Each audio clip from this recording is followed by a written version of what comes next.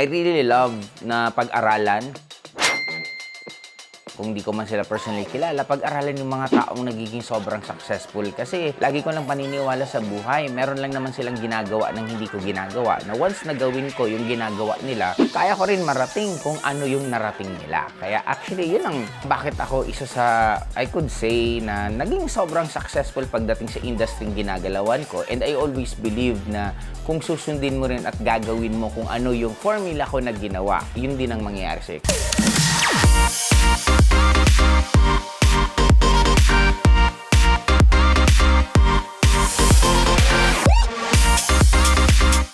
Hi classmate! Katatapos lang ng event namin sa MOA Arena and as usual, sobrang saya at sobrang nakaka-inspire.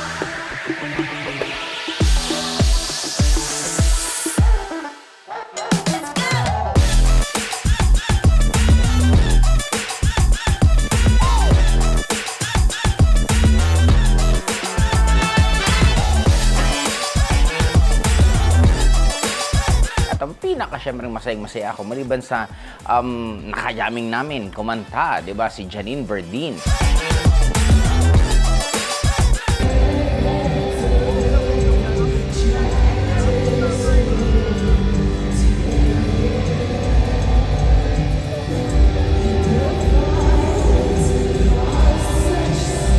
Pero ang pinaka-gusto ko talaga kasi narinig ko ng live si Flo G.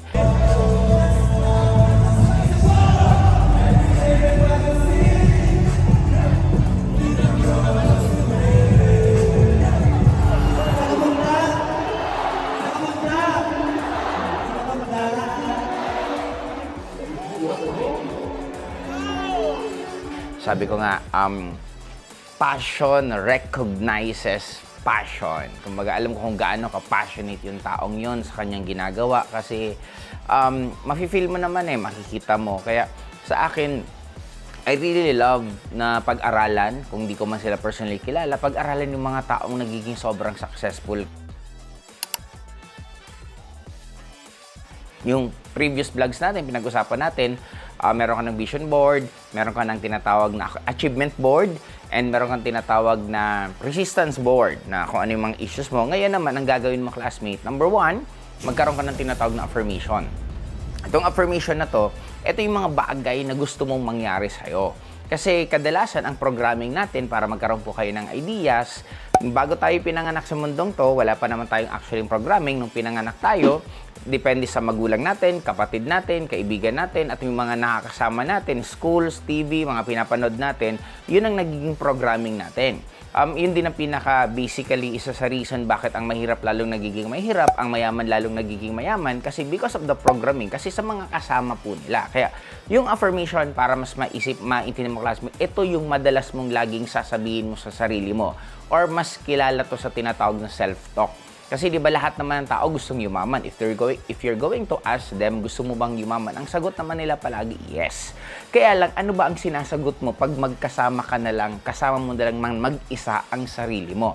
Yun pa rin ba ang gusto mo? Or mas madalas ang sinasabi mo na hindi ko kaya, mahirap yan, nauna na kasi kayo, mas magaling kasi kayo, pinanganak kasi kayong may magandang apelyido, kasi ganito kasi magulang ko, so on and so forth. That is self-talk. Actually, kanina napakaganda kasi yung CEO namin, si Doc Ed, ang nag-share siya about the unleashing the dragon within you. When they finally notice you and they ask you, partner, grabe ka, araw-araw, bulus ka.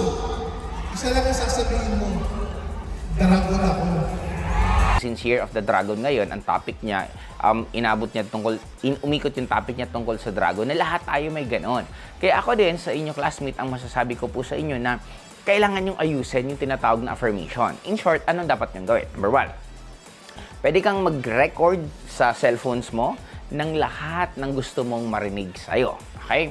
I am a millionaire, I am a very good speaker, I'm the #1 sales in the company, I'm the #1 employee in my company. Bahala ka na kung anong gusto mo. Ulit-ulitin mo siya. Siguro pwede mo siyang sabihin mga 5 beses ng paulit-ulit. I am a millionaire, I am a millionaire, I am a millionaire, I am a millionaire, I am a millionaire. Pwede mong sabihin, pero mas maganda pa classmate kung pagdating ng oras, nilalagyan mo pa siya ng emotion. Ibig sabihin, I am a millionaire. Yung parang may iba kasing nagsabi, I am a millionaire, I am a millionaire. Sinasabi lang nila for the sake of sabihin. Pero iba yung dating na I am a millionaire. Yung ramdam mo talagang mayaman ka. Ramdam na ramdam mong nakikita mo na pag kumakain ka sa restaurant, hindi ka na tumitingin sa presyo. Pag may mga gusto kang bili na damit, binibili mo na lang kasi gusto mo. Pag gusto mong mamasyal sa ibang lugar, hindi mo kailangan ng holiday, hindi mo kailangan ng sales, hindi mo kailangan ng sobrang tagal na pag-aantay. In short, you could already do whatever you want since kahit pa paano may kinikita ka na. Kaya dapat ganon. Pinaka-powerful na attraction is meron kang tinatawag na emotion. Pag nagkakaroon ka na ng emotion, nagkakaroon ka na ng feelings, ibig sabihin na feel mo na talagang ganon, ay mas mabilis ang manifestation yun. Kaya number one, pwede kang gumawa ng customized na affirmation, depende kung ano ang gusto mo sa buhay mo. Kung hindi ka pa naman marunong or medyo tinatamad-tamad ka, maghanap ka na lang po classmate ng mga affirmation sa YouTube. Marami po doon. Okay, ngayon, type mo na lang affirmation, may mga lalabas na doon, pili ka ng trip mo, ng gusto mo, isave mo, yun ang pakinggan mo everyday. Papakinggan mo siya, isa sa umaga, isa sa gabi, kung kaya mong mas marami, much better. I-street mo lang yan, classmate, ng isang buwan, okay? Magkakaroon po tayo ng assignment within this whole month na yun po ang gagawin mo. Sabi ko nga sa inyo, classmate, dugtong-dugtong tong mga magiging vlogs natin. Kaya this will be a very, very interesting vlogs kasi parang magka-connect po tayo sa isa't isa. Para tayong may online class na ako po yung isa sa classmate nyo rin na binibigyan ko lang kayo ng mga dapat nyong gawin. Kaya yun, isa is affirmation ang gawin po ninyo, classmate. Okay? At 1 month, dapat yan. Everyday yung papanoorin. Pinakamagandang panoorin yan.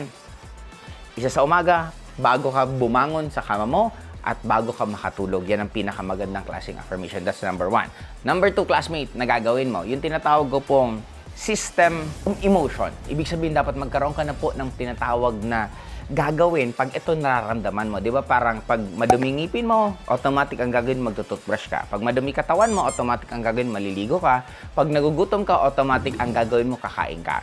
Di ba yung pagkain, marami pa yung steps. Pwede kang bibili, pwede kang magluluto, pero alam mo na yung gagawin mo, kaya wala nang ka-effort sa'yo. Ngayon, ang isang assignment mo, classmate, pag nalulungkot ka, ano ba dapat mong gawin? Di maghanap ka ng mga bagay na magpapasaya sa'yo, maghanap ka ng mga pinapakinggan, binabasa na magpapasaya sa'yo. Pag nawawalan ka ng gana na gawin mo yung gusto mo or yung pangarap mo, anong dapat mong gawin?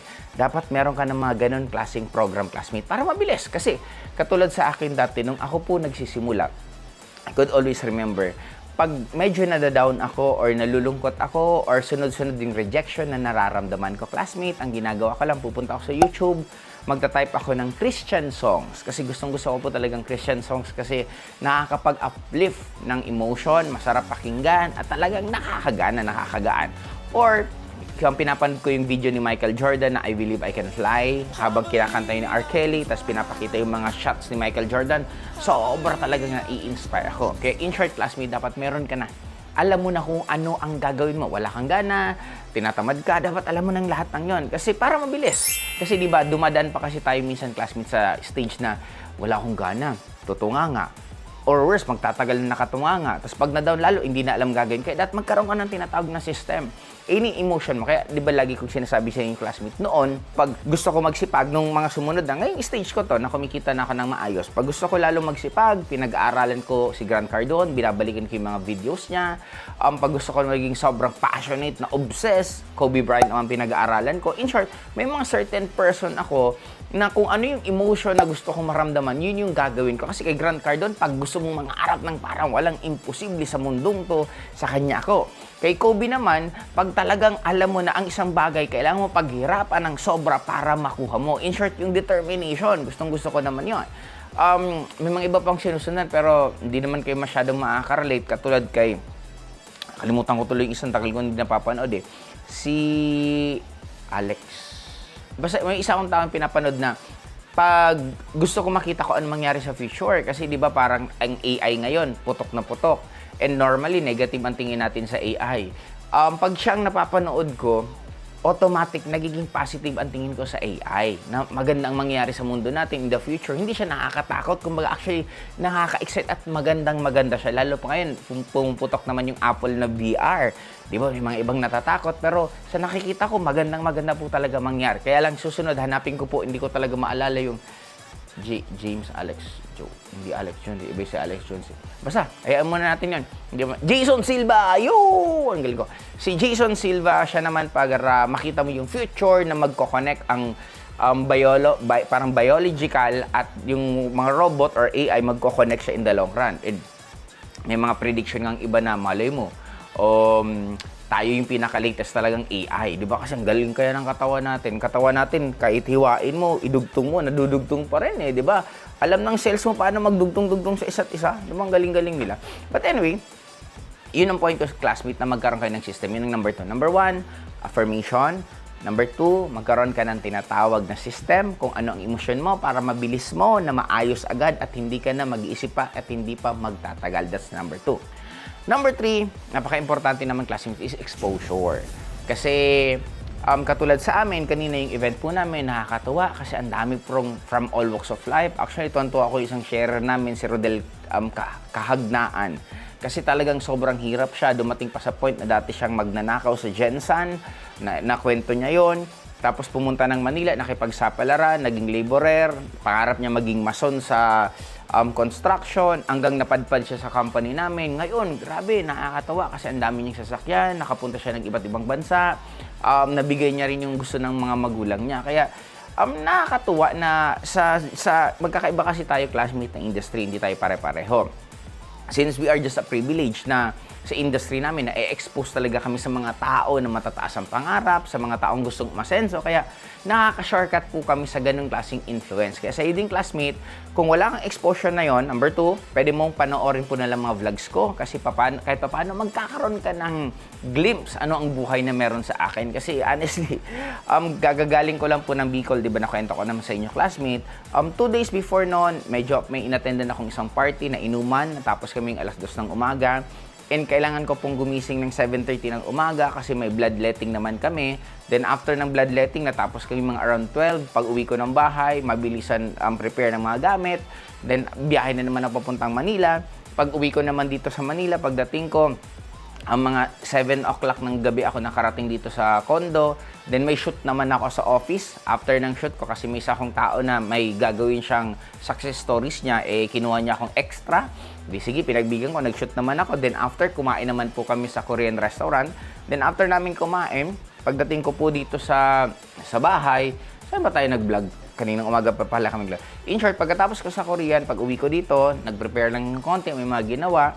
Then kinabukasan, natulog ng mahaba, tapos diretso naman ulit sa may pinuntahan muna kami pala ni Nicolo. Then after nag-vlog, tapos pumunta na kami ng MOA. Ang epic doon, classmate, hindi ako nagbasa ng Viber.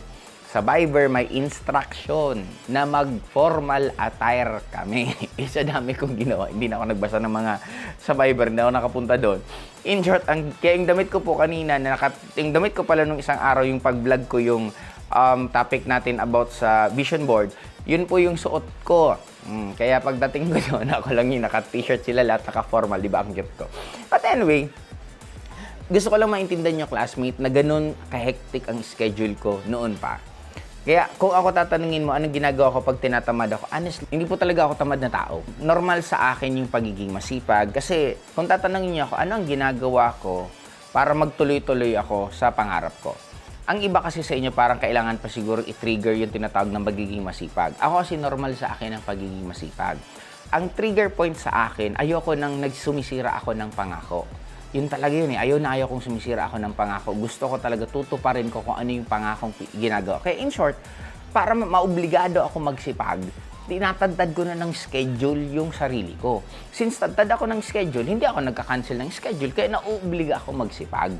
Kaya in short, dapat ikaw classmate, kilala mo sarili mo. Para alam mo kung ano yung mga hindi mo magandang pag-uugali, madali mong maayos, di ba? Para sa akin, ito lang napakasimple classmate eh. Kung ang programming mo, example ngayon, wala kang pera or lagi kang ubos ang pera mo, kahit gaano karami dumadating na pera laging ubos, in short, ang programming mo kasi classmate ganyan. Ang programming mo pang mahirap. Kaya yun ang dapat mong ayusin. Kaya for now, aayusin natin classmate lahat ng programming ninyo. Simulan natin sa affirmation. Ano yung affirmation? Para mag-iba yung tingin mo sa sarili mo para ma-realize mo na pwede ka pa palang magbago kasi tandaan mo, classmate, kung ano ang pag-uugali mo ngayon, kung anong reaction mo, na ituro lang yan sa'yo dati. In short, kung naituro lang sa'yo yan dati, pwede din yan baguhin at turuan ka namin ng bago. O, diba, classmate? Kaya, number 1, affirmation. Number 2, system. Bakit importante ang system? Para mabilis ang reaction mo sa lahat ng bagay, para alam mo na kung ano ang mga dapat mong gagawin. Kung meron ka naisip na question, balik naman tayo ulit, i-comment mo lang, ilagay mo kasi dudugtungan ko, sasagutin ko yan. Okay, that's number 2 is system, emotion. Number 3 is exposure. Kasi katulad sa akin, medyo iba na talaga ang exposure kang classmate kasi from all walks of life, mas madalas marami akong talagang makausap na medyo may makakaya dito sa mundo natin. Kaya iba na rin talaga yung psychological wallet ko. Sobra po talaga siyang stretch. And lalo pa ngayon, after ng event, is alas 2 po ng umaga. Alas 2 po ng umaga and ang flight ko po papuntang Hong Kong is alas 7 ng umaga right now. If you're going to ask me, matutulog pa ako? Hindi na po ako matutulog. Mag-i-impake na lang ako. Then after impake, diretso na ako yung airport. Doon na lang po ako tatambay.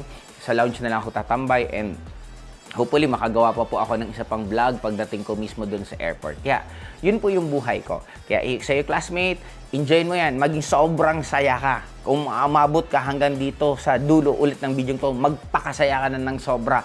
I-declare mo na sa lahat ng kaibigan, kakilala mo na magbabago ang buhay mo this year. Kasi ito ang assignment ko para sa sarili ko. Kung marami akong taong natutulungan magbago buhay, marami akong tao na sa 21 years ko, ang dami ko ng mga taong natulungan magkaroon ng sariling bahay, magkaroon ng bahay, makabayad ng mga utangs nila. Basta nakikinig sa akin at sumusunod.